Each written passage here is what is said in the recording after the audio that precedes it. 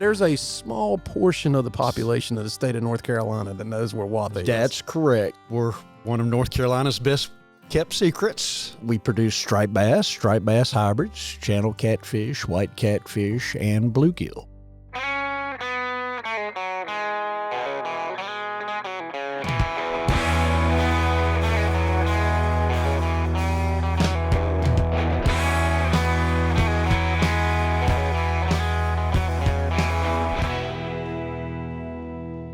Well, welcome back, guys, to another edition of Better Fishing with Two Ball Biologists. Today, we're joined by, I don't know how to describe the man. He really is kind of the guru of growing all things fish, particularly coastal fish. I'm not trying to pump him up, but Jeff Evans is the superintendent of the Watha State Fish Hatchery. Hey, Jeff, how you doing? Hey, Corey. Great to be with you. Jeff might be are you the longest term fish division employee at this point in time? Head dinosaur in charge. You are the head dinosaur. But Jeff's been around a long time, seen a lot of things. We're going to pick his brain today about growing fish and about the Watha Fish Hatchery and particularly about striped bass. We're going to talk quite a bit about that because it is spring. And we like to talk about spring things when spring comes. But Jeff, tell us a little bit about the Watha Fish Hatchery and what you do there. Well, the Watha Fish Hatchery is one of 6 of the Commission's hatcheries. 7 now. Yep. We added one. Excuse me. Yeah. Thanks for correcting me. That's my job. I know. We're one of 2 warmwater hatcheries. Yes, that is correct. The Watha Fish Hatchery has existed as a Wildlife Commission hatchery since 1992. So I'm fortunate enough to have been there since the beginning. In kindergarten? No, I was older. Well, anyway. Since the beginning of the hatchery as a commission hatchery. I actually visited as a college student prior to that. But we've raised a variety of warmwater species, just about anything that you would think a state agency would produce. Tell us some of those things so that people get a taste of what you do. All right. Well, currently we produce striped bass hybrids, channel catfish, white catfish, and bluegill.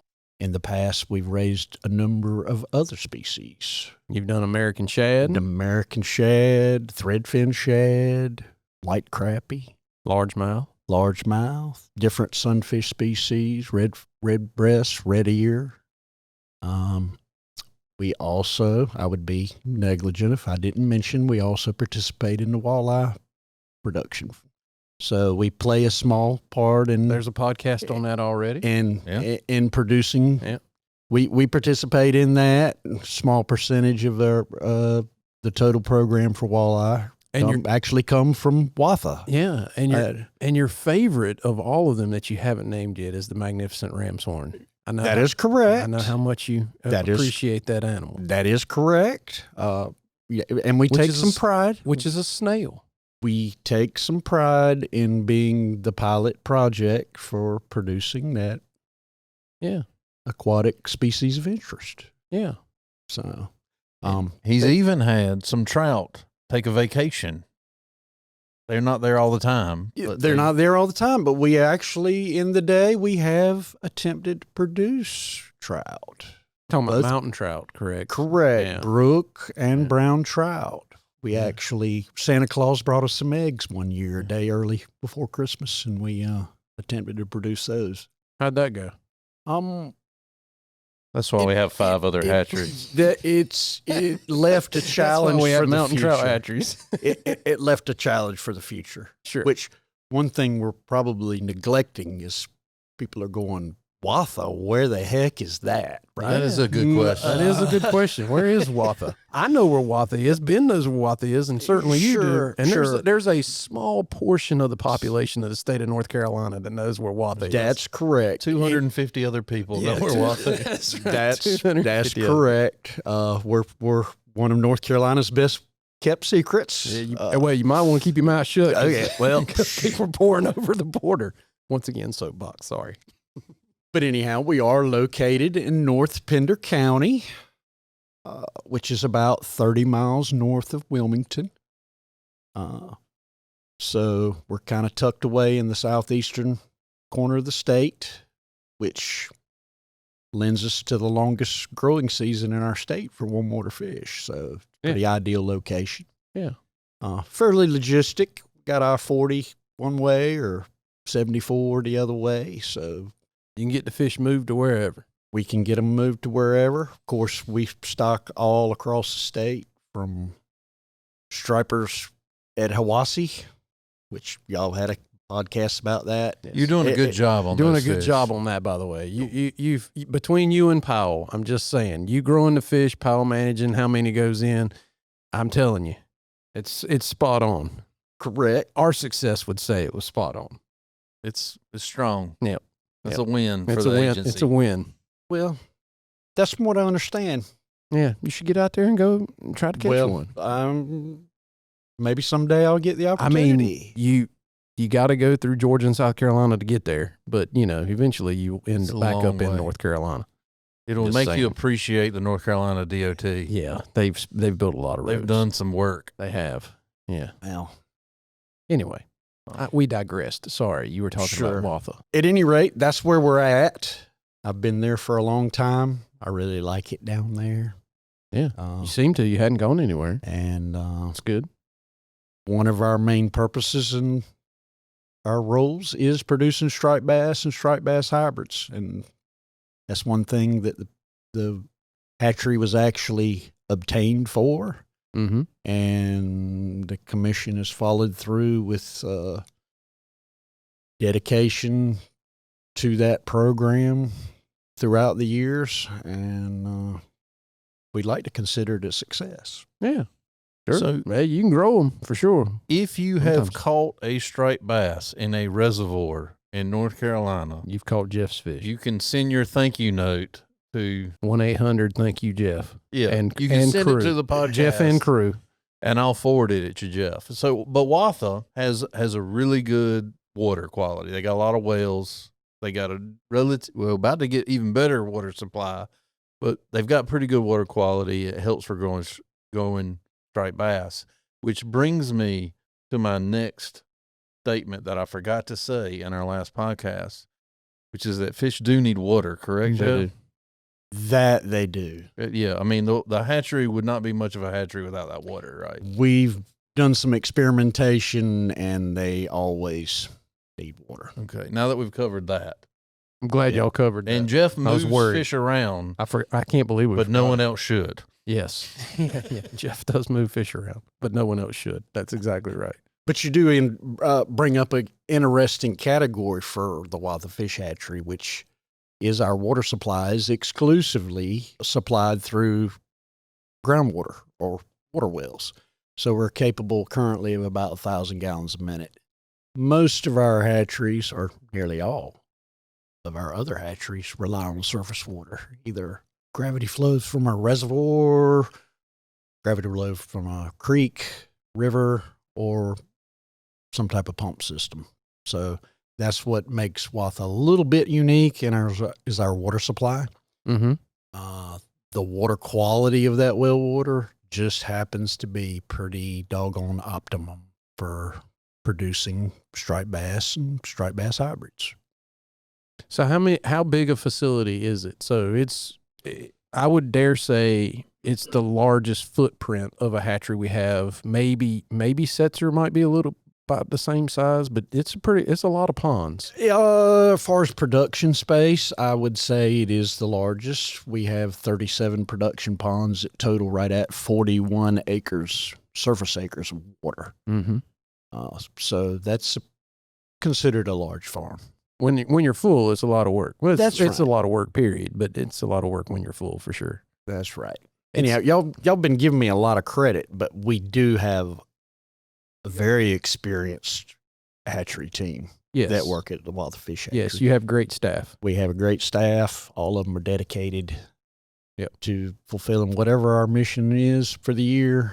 And I'd be remiss not to mention them because they play a vital role Well, in and everything. That we have happens. talked about that before. Like, a lot of people don't quite understand.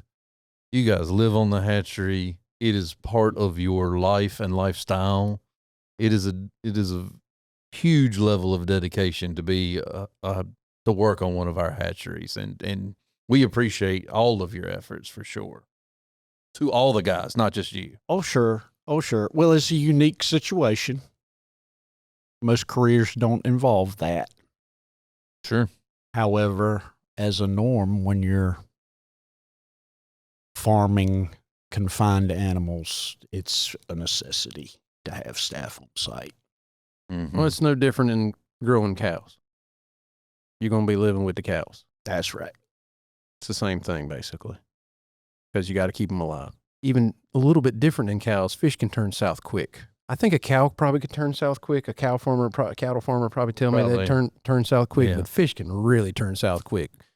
Well, it goes back to Ben's wise comment about that fish need water. Yeah. It takes staff to make sure the water is on. flowing. It's on. Got the right has oxygen the in it. adequate Yeah.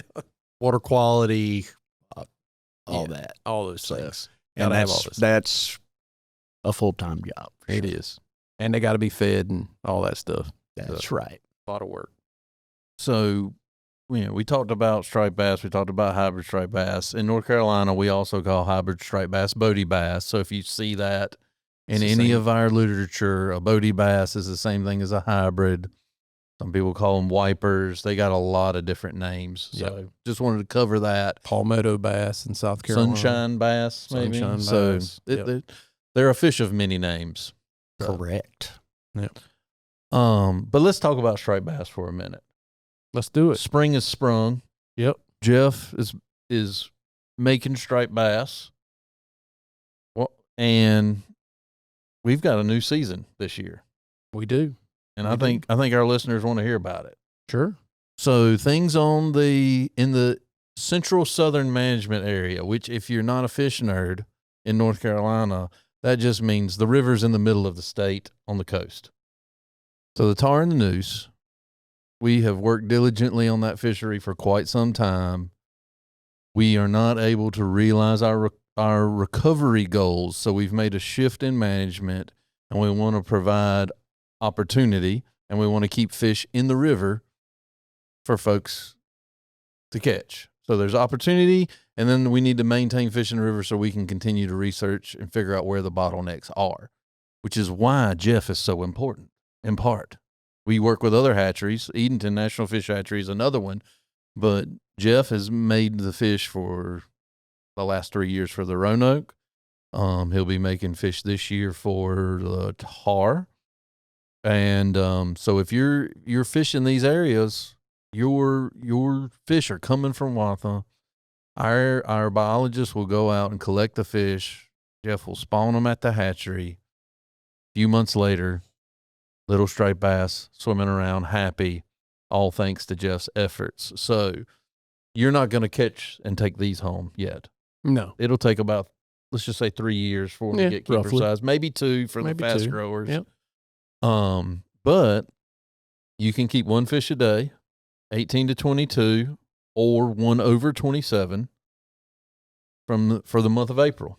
April 1 to, was it 30th? The end of April, Is that when it 30th. ends? So I always get confused. yeah, who and we'll has 30, evaluate 31. that. It was closed. We're opening it back up. We'll evaluate that, and if there's room to grow that fishery, we will. And if not, we'll see where that goes. But Yeah, I think the take home to anglers is this about it is we've done a tremendous amount of work through the biological work that we've done on the rivers, where our staff have gone out and looked at the species and how it's recovering or not recovering, and all the work that Jeff has done. I mean, Jeff probably has nightmares in his sleep trying to keep family groups apart so that we can tell that this fish is from the noose, or this fish is from the tar, or this fish is from the Cape Fear, or this fish is from the Roanoke, or whatever. Jeff has a lot of that going on at the hatchery. And we've been stocking 30 plus years yeah, in these rivers, particularly in those central rivers, but the noose and the tar for sure. We've been stocking them 30 plus years. And what we found, folks, is that it's just not recovering the population. There is some other mechanism that is preventing that from happening. To be blatantly honest, We don't know what that is. We've investigated a lot of things. Those things don't always play out the way we think. We try to adjust those things, and it doesn't seem to help the population as a whole. And so what we have is a hatchery-produced fishery. There are not really any wild fish in those two rivers at this point, very limited at best. And reproduction does not seem to be going well. And we don't have the answers as to why that is. We've poked around at different things, and some things look promising and some things are just kind of, that's not it. It's something else. And as Ben mentioned, one of the great things about the work that Jeff does at the hatchery is it allows an opportunity for people to still catch striped bass in these rivers and be able to take them home and harvest them during that month of April. But it also allows us to keep working on them and doing research so that we can restore them eventually over a long period of time. But this is not if this was a short, we got the answer, we'd have done it a long time ago. We're 30 years in.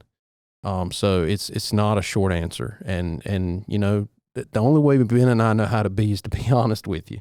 And we have worked very, very diligently as a staff long before Ben and I were here. Jeff, he was here. But but long before Ben and I were here, there were staff that worked very diligently on this animal to try to restore it to those central southern rivers. And it has just not worked out. And instead of having a moratorium, instead of saying, you know, you can't take those fish home, we want to provide opportunity and allow that opportunity for anglers to go out, catch them, take them home, because it is a traditional fishery in our state. And I mean, I grew up doing it and grew up doing it. So I get it. And we're going to keep working, folks. If you give me that day off, I might go do it. Yeah, I am dead set going in the month of April at least a day and taking my dad. Mm-hmm. We're going. You know, we might not catch one, but we're going. Because I mean, it's one of the fish that my dad loves to catch and loves to eat. He loves a rock stew better than anybody I know. So, and it is a bit of a sad story because we didn't meet our recovery goals. Sure. But what we did learn is that we can stonk fish and have a fishery. Absolutely. And so it's not, I mean, yes, there's this way to frame it where it's doom and gloom, but there's also this way to frame it as, well, this is what we can do. Yeah. And we can provide a fishery. We can provide folks a place to fish and fish to catch there.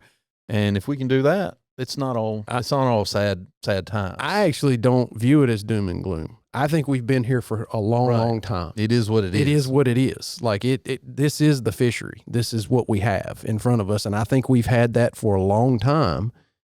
We've been trying to overcome that and prove to ourselves that it wasn't that, right? Like, I mean, just to be honest, we're trying to restore the fishery. And we've just come to a place where that's just not happening. It's not happening in the near future. It might happen way off, and it'll probably be long. I hope it's long after I'm gone, retired, because I don't have that much. Anyway, that's a whole nother story. But you know what I'm saying? Like it's as fisheries go, you know, short-term things don't really happen. It just doesn't turn around that fast. It takes a while for things to happen. And hopefully we find the thing that spurs recovery. That's my hope. And my staff and our staff will continue to work on that. But in the meantime, let's go catch them. In all likelihood, the window where the bottleneck is probably in the early life history. Probably within the first month of their life, there seems to be a problem. You know, the good part about that for us biologists is that's Jeff's wheelhouse. Yeah. Like, he studies these fish. He knows a lot about their early life history, and he and I and he and a bunch of our other biologists have had a lot of discussions about the early life history of striped bass, and his experience has really helped us understand. I mean, maybe not completely because we hadn't figured out where the bottleneck is, but it's helped us to kind of understand the mechanisms that affect these fish in the early life history. And so a lot of times I'll call Jeff and be like, Jeff, I just read this paper. I'm not sure. Talk me off the ledge. Yeah. Talk to me about what I'm reading in terms of what you've seen. And it's really helped kind of put things in a practical light that really helps me understand what's going on. And we've had numerous of those discussions, and I almost always learn something new when that happens. And it's because he's seen it. Well, he's lived it. As we over discussed on the the previous dinosaur times. podcast, at last month's podcast, we discussed he's unflappable. We're talking about you. He's unflappable. Like, he doesn't nah, that ain't going to happen. It's going to be like this. It's going to be all right. It's good. This is what the fish is going to do, because there's something about that experience, that 30-plus year experience. Sorry, not to age you, but that 30-plus years experience that just, we know this animal's going to do this in this period of time. And Jeff has seen a ton of different things. He's tried a ton of different things. I mean, I think a lot of people think that that fish production folks are not researchers. They're just growers, right? Right. I mean, that's kind of like a that's lot of people. Common misconception. Misconception is that they're not really researchers. They're just production. We're just growing them, Right. And the truth of the matter is, y'all might be the greatest researchers of all, because it's a lot of trial and error. And it's a lot of, let's see if this works. And I mean, I won't, anyway, I went to a hatchery that's not in our state this past year, and they were talking about their technique of, I can't even remember the fish they were growing. It was a warm water fish, but they were growing something in a pond culture down in Georgia.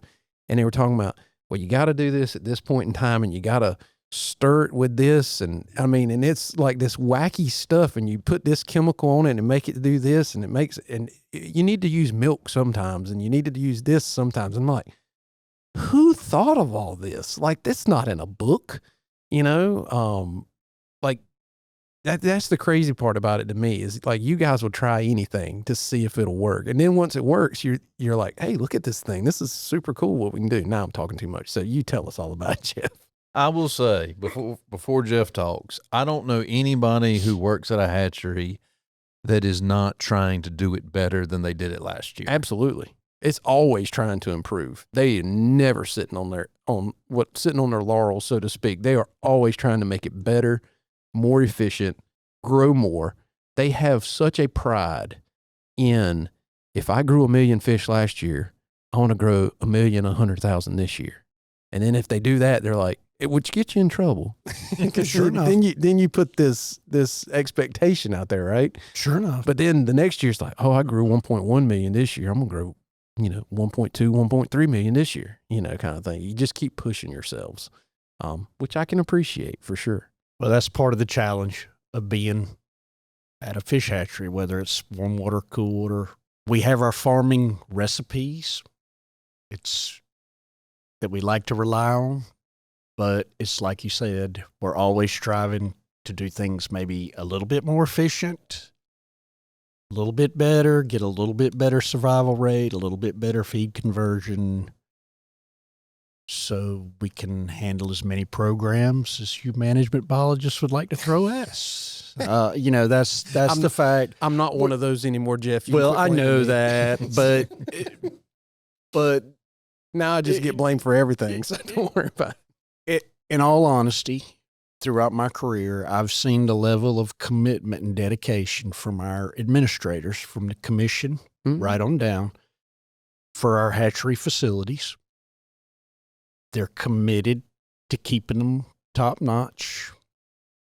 And it really just sets the tone for the staff to make the best utilization of these facilities that we can. So that's where it really comes from. Yeah. I can just speak for Watha, for instance. Prior to the acquisition of that hatchery, we were just operating in a small warm water fish hatchery in Fayetteville, which is now the Peckman Fishing Education Center, with questionable water quality for striped bass and striped bass hybrids. Now, don't get me wrong. It is the sandhills. So don't get me wrong. Staffs back then, they were just as things change, but that's one thing that hasn't. Yeah. Commitment and dedication from staff. So the commission spent over $1 million to purchase this hatchery, which is a lot of money back in 1992. A lot of money for me today, but Yeah, I was going to back say, it's still then, a lot of money. If anybody wants to give me $1 million, that's right. I'll take it off their hands. And that was really the purpose of that, was so that the striped bass and striped bass hybrid stocking program could expand in North Carolina. In the schemes of fish culture, it's relatively new. Mm-hmm. Yeah, it's in mid 70s into the 80s. It's the last 50 years. Where trout culture and that kind of cold water culture has been around a lot longer than that. Yeah. But, management biologists had the foresight to seek out those opportunities for the anglers of our state to produce stripers and striped bass hybrids to be stocked in these reservoirs.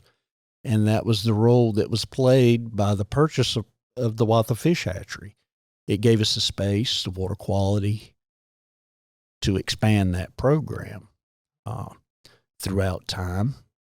We went through a renovation in 2006. Again, that was more commitment and dedication from the commission to our facility to improve it, to get us where we weren't relying on seining fish to harvest them. We had a state-of-the-art fish production building for spawning and holding fish, added another well, gave us all these capabilities where that program could continue to expand. Prior to those times, we were participating in coastal river restoration at some level, but not as much as we have since 2006 or so. Yeah. Pretty much annually, there's been some restoration component from Watha. Sure. Whether it be phase 2 stripers for the Cape Fear and moving into the Roanoke, and now we're going to shift to the tar for a period of time, and all throughout, there's 16, 17 reservoirs that we've been stocking annually since the late 80s with striped bass and striped bass hybrids. And that just creates a tremendous opportunity for anglers and a large economic impact for the citizens of North Carolina when we can do that. Let's nerd out for a minute. Let's say it's spring of the year, spring is sprung, and these management biologists that you speak of, they're horrible people, but these management biologists that you speak of bring you stripers into the hatchery. What is Watha staff going to do with them? Well, obviously it depends on the request and the origin of where these fish are coming from, but we obviously produce some hybrid striped bass.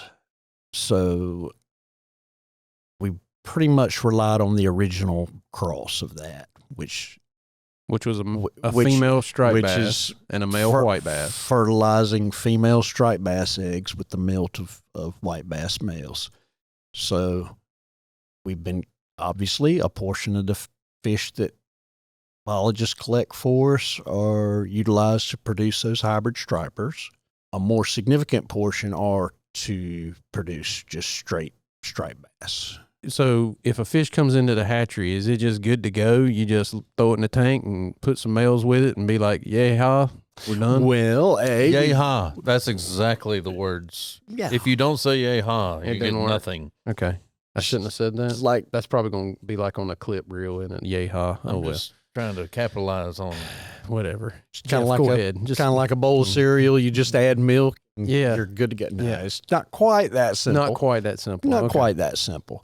Obviously, I thought all this time it was quite that simple, Ben. It never is. It never is. Obviously, and we've had fish come in that maybe go through a sex change or something like that. Yeah, I've had that phone call. But I thought you said you were sending me females. I've had that phone call. You had that phone call? Probably not. I have not had that one. Well, I was with a group of people, so I'm going to claim that I was not the one that sent him the mail. Right. But I've had whatever. I've maintained a level of deniability that I haven't. I feel like I would have known it was a male. I haven't sent 2 males to get spawned and no females yet. But this year's coming. I mean, I always mess up. I guess I messed up on that one. But anyway, go ahead, Jeff. Yes.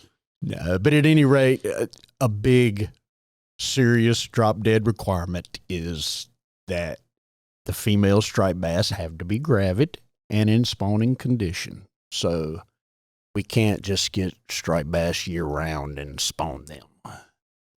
We're pretty much collecting all of our female stripers on or near their spawning areas. It's a tight window. Tight window, mainly based on water temperature in the spring.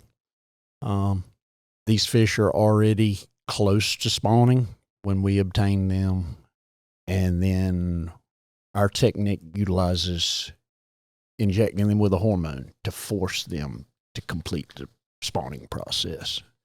So you're making them basically ripen their eggs fast and go. That's correct. Got you. That's correct. As far as wild stripers or fish that are obtained from wild water bodies, they're subject to a lot of stress. Well, yeah, they just got electrofished and They got put in a tank. electrofish, put in a net. That was my fault.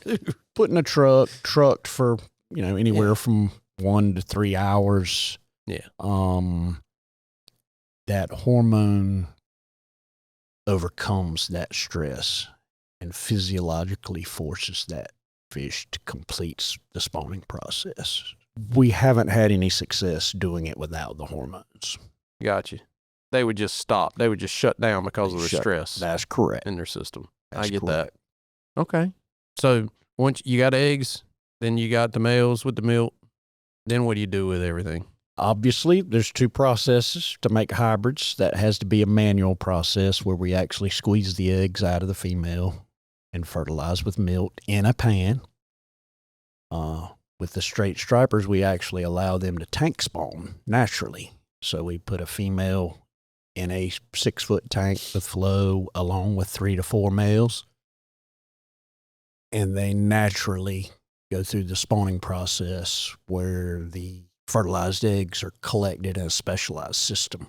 But ultimately, the fertilized eggs are treated pretty much the same. They're incubated in these 7-liter jars, which just look like a big soda bottle, with water supply and whatnot. And they incubate in our water temperature for about 48 hours before they hatch. And then they're collected in aquaria. After about 2 days, they're ready to be moved again to a different culture area where we can start trying to give them some type of natural food before they're actually stocked in ponds for fingerling production. So about what time do they get stocked in ponds? I told you I was nerding out. What time? I want to learn. 9:12 a.m. No, like Well, how many days? We prefer much earlier than that. We prefer before, as the sun's As coming the sun's up. coming up. Yeah, makes sense. Before breakfast. Yeah. I got to eat. Typically what we found is we like to stock all of our fries 7 days post-hatch. Okay. So after they've hatched in the jars. After they've hatched in the jars, at the day 4 to 5 days post-hatch, they've developed mouth parts and digestive systems, and they're actually ready to actively first feed. So we actually prepare artemia or brine shrimp. A lot of people call them sea monkeys. And we actually feed those to the larval fish as first feeding, and that increases their survival by actually having a good, dense food supply for them where they can actually actively first feed. And that's one of the keys to survival, which, getting back to your postulate on early life bottlenecks, Right. that could be what may or may not be going on Might be starving. with the wild populations. There is some evidence, since we're fish nerding out, Yeah. and I've I'm been all about quiet, there is some evidence that, especially in the last few years where we've had relatively fast warming springs, that there has been a mismatch between the juvenile fish, or really the larval fish, and their food source. Conversely, in the hatchery, you control that, and so there is no mismatch. It's silver platter time for these fish, which is maybe part of why they do well. Well, it is part of why they do well, for sure, in the hatchery. Sure. So Sure. they go out to pond about a week after they're post hatch, and then they stay in the pond for how long? Right at 30 to 35 days, And what then- we found the magic time to let them cook out in the pond with the natural zooplankton population that we've gone through various management So techniques.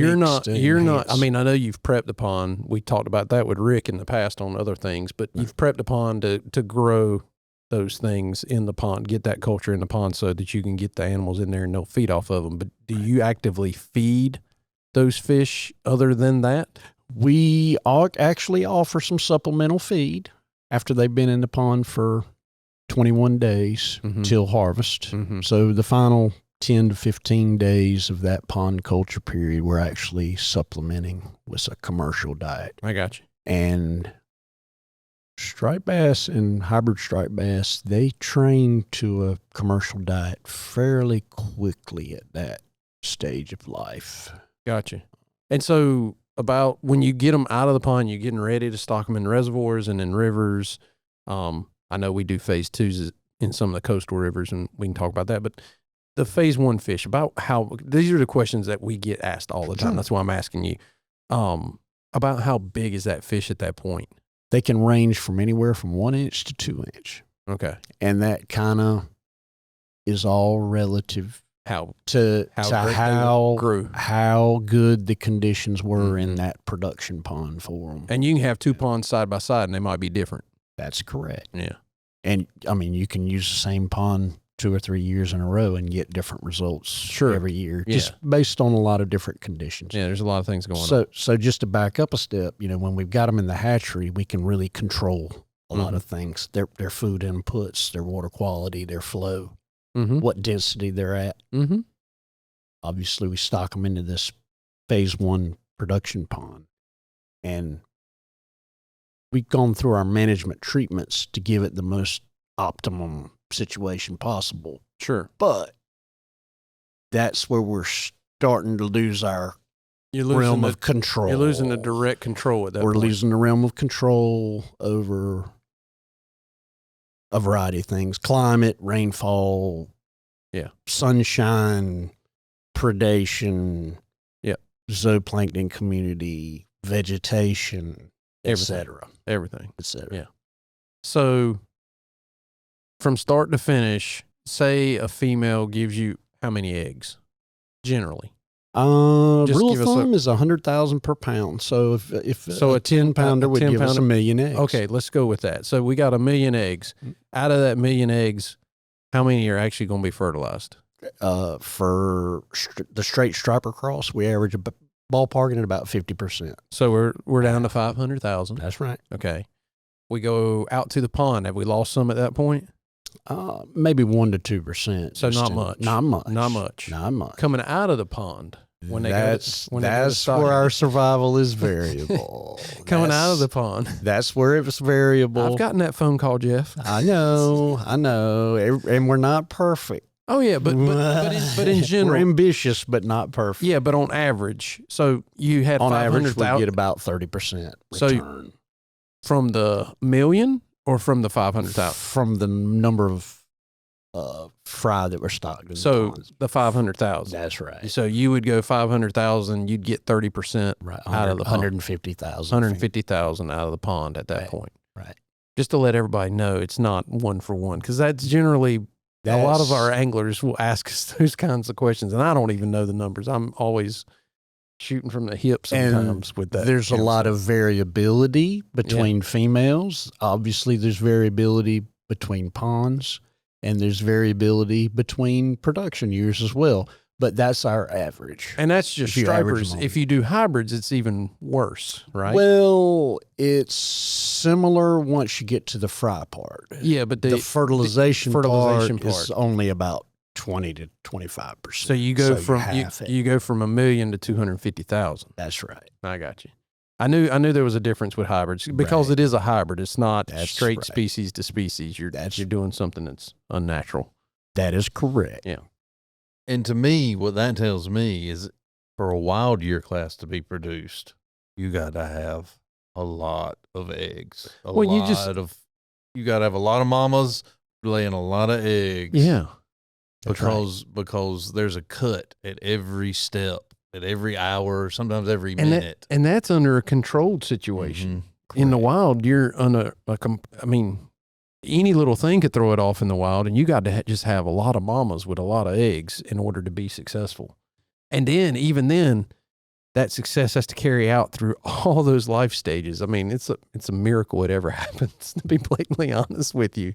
Right. But I mean, it does. I mean, obviously they're designed that way, and it does. So it does happen that way. But anyway, I wonder one, I didn't know the answers to some of that, even though we've talked about it in the past. I don't know the exact answers, but I wanted to kind of walk through that for anglers, because we get a lot of those questions like, how many come out of the ponds? You know, how hard is it to grow these things? And they're not, I mean, you would probably say they're not that hard. I think it's a miracle we get anything. And it's not because of y'all. It's because of the process. It's all called the law of averages. Yeah. Yeah. Yeah, you don't ask me for one female when I used to be one of those fisheries management biologists that you speak so well of. Right. You know, you never asked me for one. You asked me for 10. Right. You know, like I need 10 10-pounders. I could never get one 10-pounder, but that's a whole nother story. I was looking in a place that's very difficult. Do we want to talk about who got them? We know it's you. Whatever. We know it's you. We know you're special. It's okay. I was just in the right place, right maybe time. a couple of them went 10 pounds. I was working against all odds. I was in the Dan River. There's just not that many 10-pound females in the Dan River. I'm just saying, you needed something, and we got it for you. That's right. Yeah, we know. You're special. I'm not. I just got good peoples. But there's a lot going on at the hatchery. I mean, that's the bottom line of it. And in all of that, there's other things going on while you're doing striped bass. You're not just doing striped bass. I mean, there were times you were doing American shad at the same time, and that's correct. There's walleyes there. They're knocking on the door with one another when you're holding walleye, and you got channel catfish going on the whole time. That's got sunfish going on. There's just so much going on at the hatchery, particularly at Watha, because it's so diverse. Watha and Table Rock are very diverse hatcheries. There's a lot going on, whereas our other hatcheries are either all trout. They might be different species of trout, but they're all trout. And McKinney Lake has 2 or 3 species going on. It's a little bit smaller facility, but yeah, y'all got a lot going on at Watha for sure.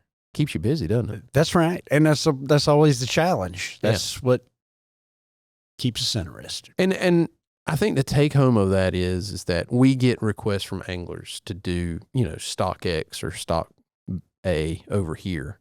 And we have to take that into account with everything else that's going on in the state, like all the other programs that we're already offering. It might be the same program, like it might be stripers or hybrids in a new reservoir, but that's a request we have because that takes space and it takes time. And there's just so much limited space and time that we have to grow everything. It's not like, oh, well, we can just tack that on. Sometimes we can. Sometimes we can tack it on. That's right. But a lot of times that request requires shifting or moving or changing direction of what we've been doing. So anyway, that's just my take home on that. It's a little soapbox moment. Pardon me for that. You want to talk a little bit about how to catch these boogers? Briefly. Let's do it real quick. Yeah. We've talked about it in the past. But there's a bait called the curse breaker. Yeah. We got them. Tied on the jig head. Put it on a jig head, anywhere from 1/8 to a 1/2 ounce. Yep. Depending on flow. Bouncy. Bouncy. Because a straight tail, a striped bass loves a straight tail. Get in a coastal plain or get in a reservoir that these things are stocked and do that technique. And look for bait, look for birds. Look for bait, look for birds. And your success rate's going to go up.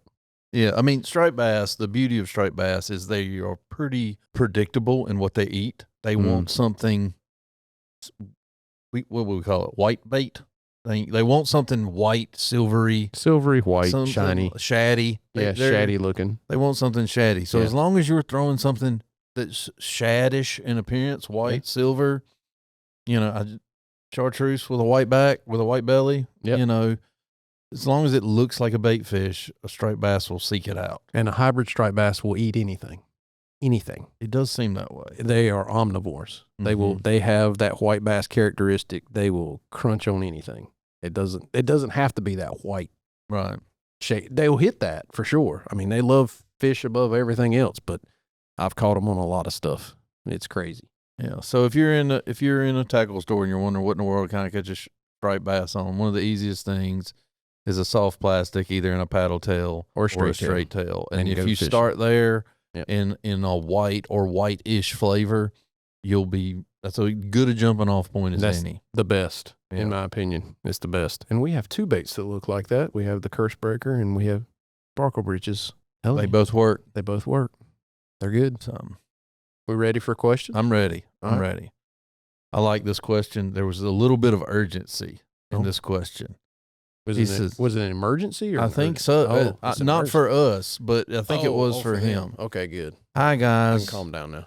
I'm at a bass club meeting and an argument just broke out. Like, I like the drama of this email. Yeah, I Um, like that too. What are the creel limits for bass? Is there no limits, or do they have to be over 12 or 14 inches? Thanks. So the answer to that is there's a lot of different limits depending on where you are. And we're talking about multiple bass species. He said Mhm. bass. He did. There There's- wasn't specific. You know, there's largemouth, smallmouth, spotted bass, Alabama bass. So it just depends on the species you're talking about. Depends on the body of water that you're at. You can find all of that at our website at ncwildlife.gov. That's where I would tell you to go.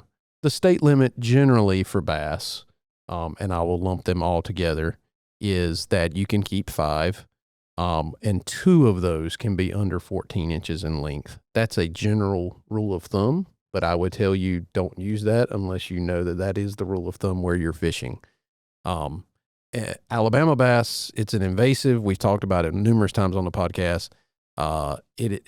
There are no limits to Alabama bass. You can keep as many as you want, take as many as you want home. They are tasty. Don't turn them loose. Don't turn them loose. Don't take them somewhere else. They're still continuing to spread across the state of North Carolina. We're finding them in new places that we never ever, well, we didn't want them anywhere. And now we have them in places that they're potentially going to harm some of our best bass fisheries we've ever had. So we'll find out. Time will tell. Don't argue. Go to ncwildlife.gov. Yeah, don't argue. Don't get in a fight over it. Go to ncwildlife.gov. All that information's right there. And it's fairly accessible. It's not hard to find. Okay, our next question. I like this question a lot because it ends in of something that pulls at my youthful heartstrings. I know where this is headed then. Maybe. The two-part question. Two-part question. 2 parts. First part. I've noticed that some bluegill are lighter than others, and I was wondering why this is. This did not go where I thought we were going. Just wait. You talking about color. Mm-hmm. Okay. Not in weight. That would just be an age structure thing. Yeah. They're younger. Lighter in color than other bluegills. Mhm. Yes, that is correct. They have lots of different color variations, particularly the sunfish family. Right. They're all over the map, and bluegill in particular. Traditionally, males are darker, especially during Correct. spawning window, than the Correct. females. Correct. That is true. But you get outside the spawning window, and there'll still There's be a lot of there'll still be variation. color variations in bluegill. But yes, males are typically more. I would say more colored up during spawning than the females are. Right. Part 2. Part 2. Have you ever tried fly fishing for bluegill? Oh my gosh, yes. Lord, yes. Lord help us The all. sweet mother's milk Yes. of popping bugging for bluegills. Popping bugging for bluegills, man alive! What a fantastic day on the water. It is. There's nothing wrong with that. It is some of the best fishing you will ever do. It's like fried chicken and cornbread. Yeah, absolutely. Yeah, if I could, fried chicken, cornbread on the boat, popping bugs with bluegills. I'm all about it. Let's do that. So yeah, I will. I'm sensing a podcast is coming on, and maybe video to go with it of showing this activity because Don't tempt me with a good time. oh my gracious. And I tell you something else, like where I grew up in Craven County, particularly upstream of New Bern, in the dead of summer, the warmouth love a popping bug. Love a pop. You won't catch anything else, but you will catch warmouth, and they'll be. I mean, if you know anything about a warmouth, they got a very large mouth to be a sunfish, and so they'll knock it pretty hard, bite it, about to scare you when they hit it, and then as soon as they feel the tension on the line, they just They're just out, just gone, and just lay up on their side and get reeled in. But they're fun to catch. Anyway, sorry, that wasn't about bluegill. My favorite popping bug is the round denny. I don't know the names of any of the popping bugs. You don't need to know the name of any other one. I mean, you're smarter than I am. Well, go ahead and nail that down. I didn't need to tell you. You knew that already. Did you hear that? Yeah. Okay, we got that on. It's on tape Okay, now. Yeah. Listen to that a lot. Yeah, just put it on repeat. That little section. I'm gonna make it your ringtone. But I loved popping bug fishing when I was a kid. Loved it. That's how I learned how to fly fish. Was that That's how I learned to fly fish. I don't know that I've ever fly fished for trout. Don't write me and tell me I'm a problem. I mean you can, but it's my fly fishing has been other species. It's not been trout. Sure. And bluegill's where it started. The Raccoon Master forwarded us this question. Oh, yeah. So I decided to use it. He saw an article where it was cold.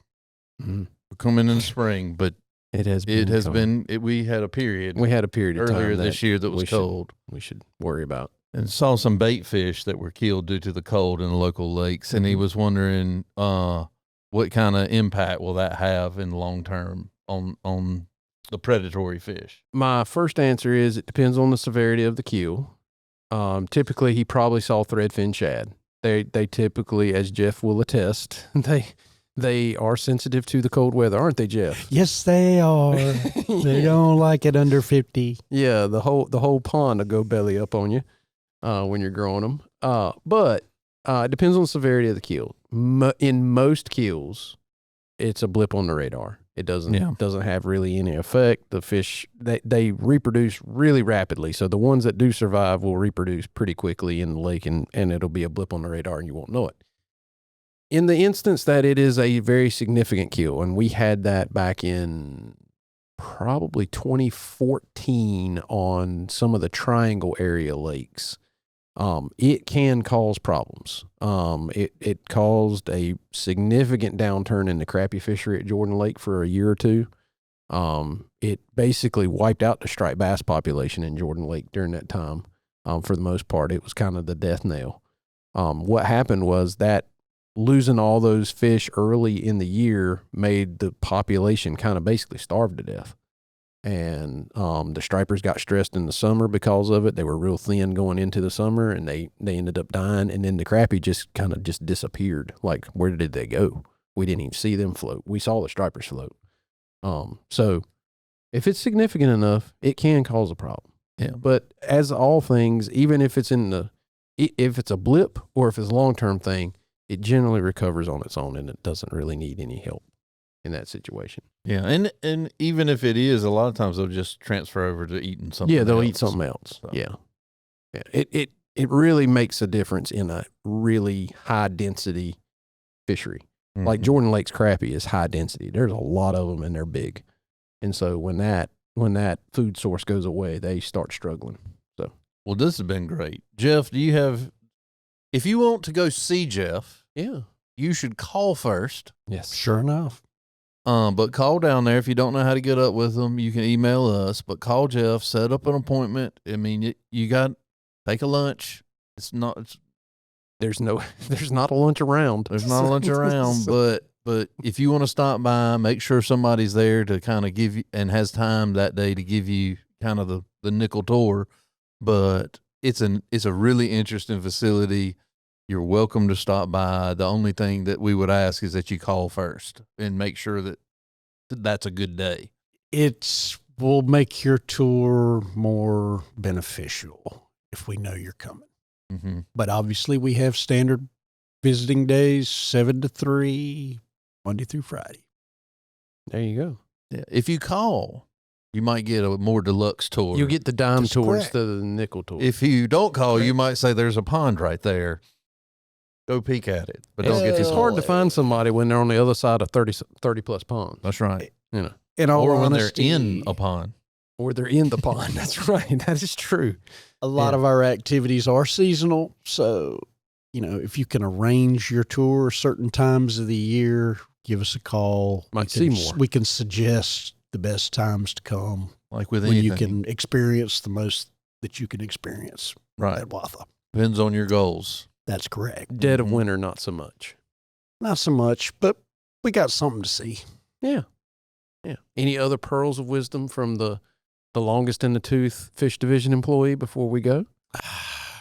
Just keep fishing for stripers. There you go. I think that's great solid advice. In fact, Okay. I'm going to do that. Yes. Well, Ben, we've done another one. This has been great, Jeff. I really appreciate it. I hope you Thank guys you, get Jeff. out and go catch some fish. Yeah. We'll see y'all next time.